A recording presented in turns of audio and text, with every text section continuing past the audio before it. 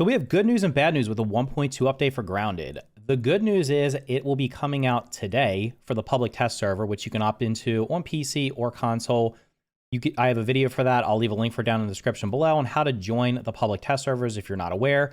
The name of the update is the Super Duper update. So I took some notes on basically what they showed off in the dev live stream today, and I will be streaming shortly after this video goes live. The public test server will be open up, I think, at around 6:30 p.m. Eastern time. That's the current plan.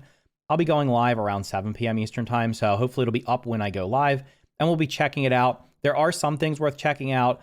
I want to get to basically this is the gist of it. I'm not going to go into great detail into everything that's going to be in it because I'm going to be showing it off in the live stream, and I might do another video for this later tomorrow or the next day.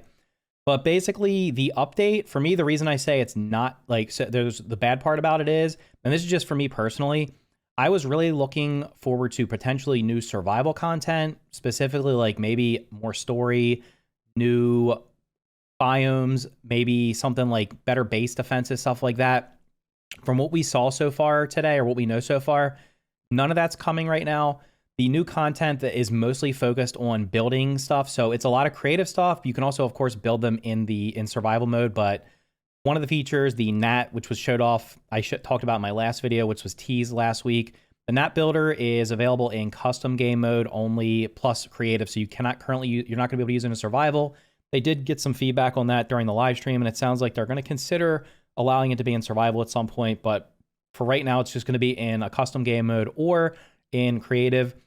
You can also do the crafting unlocks, and which will basically unlock all the crafting recipes. You can either have it where it unlocks them and they're free to craft, or you can unlock them and they still cost to craft. So you can kind of unlock everything and then be able to still have to collect stuff to craft it if that's what you want to do in a custom game mode or even creative. And then also you have the fully yoked. This will allow you to fully upgrade your milk mullers. And same thing with there's a mutation unlock as well. So basically what that means is the fully yoked is you'll be able to fully unlock all of your mutations and your milk mullers. I think that's what it was all encapsulated under. So basically you won't have to unlock them again if you don't want to. And then they showed off a lot of building stuff. So if you're into building stuff, this is going to be the update for you. It kind of looks like the Hearth and Home update. I will equate it to that for Valheim, which happened last year, where they did a big update where they added a ton of building pieces to the game. That's what this update looks like. It's going to be mostly is going to be building stuff. So they showed off some things like corner stairs, inverted stairs. They showed the corner stairs off in the teaser last week. They have you can relocate non-support structures. So basically if you put a floor down or a wall down, and as long as it's not supporting anything, you'll be able to move it. So if you place something in the wrong place, or just want to move, you'll be able to move it.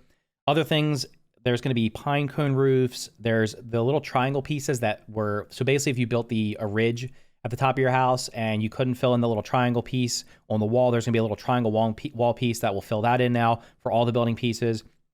They added curved foundations, and then they added a bunch of other stuff, like there's a fireplace, there's a chimney that goes with it, there's candles, there's some new shelves, there's some new dressers and stuff like that. So basically, if you're into building, you're really going to love this update. It's probably going to be the one that's going to make you the most happy.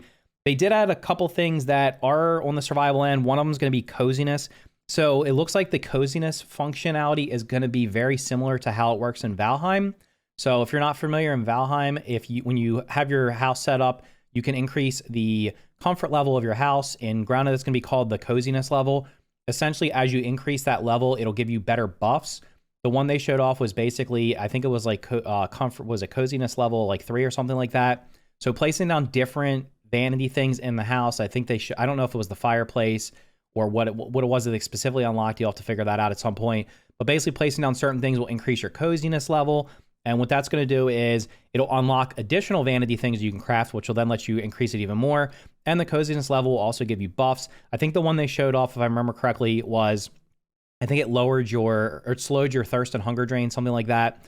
So it's going to be very similar to the rested buff. It seems like in Valheim, where if basically you get a rested buff for resting in a structure or shelter or whatever, and you'll get a certain amount of time it'll last, and it'll give you a certain buff. So that's kind of what it looks like for this.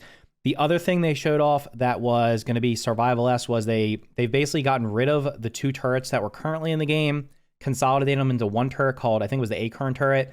Instead of shooting just one shooting pebblets and one shooting pollen, this one's going to have 6 different types of ammo that you can use. There was pebblets. There was one that was made out of sap. There was another one that was made out of looked like charcoal. and there were 6 total. I can't remember exactly what all of them were. Of course, I'm going to check that out later tonight. But that's definitely a good addition. The one that was the coolest that they showed off to me was going to be the one that I think used charcoal chunks, or maybe it was spicy shards. It was one of the two. And what it does is it basically sets the terrain on fire. So if you shoot it, it will have like this little flame effect that comes up and will basically light the enemies on fire and put a burning AoE on them. So that looked pretty cool. Other than that, there was no other traps they showed off. They did say they're looking at making base defenses better, which is definitely a thing that will get me back into the game. So hopefully they do some work on that maybe in the future. And then also they showed off one thing. They did mention there's a new weapon. They didn't show what it was. We'll see if we'll be able to see it later. It doesn't sound like everything. I'm not sure if everything's going to be in this PTS right when it launches, but typically it normally is. They very rarely add a bunch of stuff later on. So they added the new, there's going to be a new weapon, at least one new weapon. They did show off a new insect. The new insect is a wasp. So the wasp that was back on the game art, like way back when the game first came out, they added the wasp. It's in the upper yard. The one they showed off was up by like the toolbox. So I'll definitely be on checking that out. I'm sure the wasp was going to drop parts probably for a new weapon. Maybe it's going to be an upgraded stinger spear or something like that. And then one other thing they did mention, which I think with this will affect basically multiplayer mostly. It's called the Super Duper. So it's in the Oak Lab. I'm not sure if it's unlocked at the beginning of the game or if you have to do something to unlock it. Basically, it's a machine in the Oak Lab, and what it does is you have to collect tapes. They said there was 4 tapes you have to collect. The first one's going to be in the Hedge Lab. I'm going to imagine the other ones are probably going to be located in other labs or other story-related areas. What they do is the first one lets you unlock Tier 1 stuff, so you'll be able to dupe Tier 1 things using raw science. So basically things in the game that are like that you can dupe anything, but the main thing they seem to be focused on was like the badges. There's only one of, you can make more than one badge. You can dupe weapons, so you can make a copy of a weapon.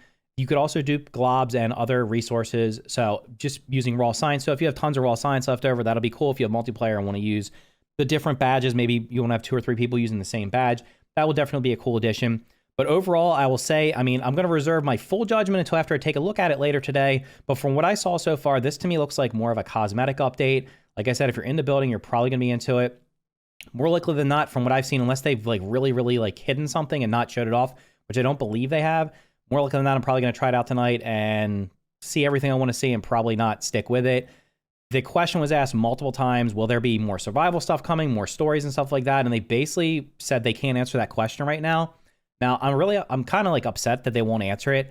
I really wish they would just say yes or no, because I know when I posted a poll the other day on my community tab, my last video I did, where I was basically asking what you would like to see or what would get you keep playing or come back to the game.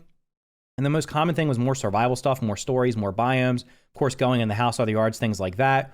And they just won't commit to saying yes or no to it. To me, I mean, it's up in the air right now. This update, it's stuff. It's not survival content. So like I said, if you're into the survival stuff, I don't think it's going to bring you back too much. You're probably going to be able to see everything if you continue an existing save very quickly. And if you're not in the building, it's not going to be for you. If you're in the building, you will. I really wish they would just put a roadmap out or something and commit to whether or not they're going to add actual more survival stuff, like new biomes, new story, even if it's a DLC, something like that.